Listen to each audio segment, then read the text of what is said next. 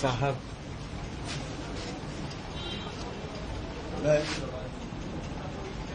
मैं ईश्वर का बहु ऋणी कि मुझे जिन आदमियों की गांव में तलाश थी वो लोग मुझे मिल गए। आपको मालूम है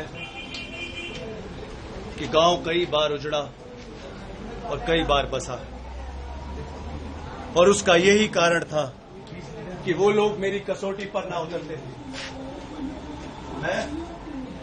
मैं उनका दुश्मन नहीं, लेकिन मेरी दिली आरज़ू थी कि इस गांव को आबाद होने में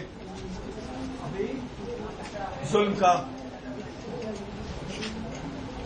मर्दों की तरह सामना हो, अपने अधिकारों और रियायतों की मर्दों की तरह हिफाजत हो, जो हुकूमत के गुलाम ना हो, जो रौब और अख्तियार की तेज निगाह से देखकर बच्चों की तरह सहम ना जाए।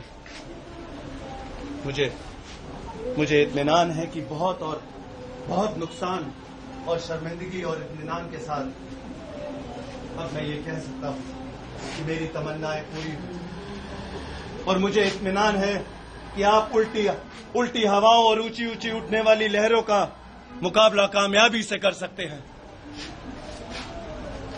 मैं आज इस गांव से अपने हाथ खींचता हूं। आज से यह आपका गांव है, और मुझे ये बात कहते हुए बड़ी खुशी होगी, और मेरी ईश्वर से यही प्रार्थना है कि ये गांव हमेशा फले फूले और तुम लोग हमेशा खुश रहो, और ये गांव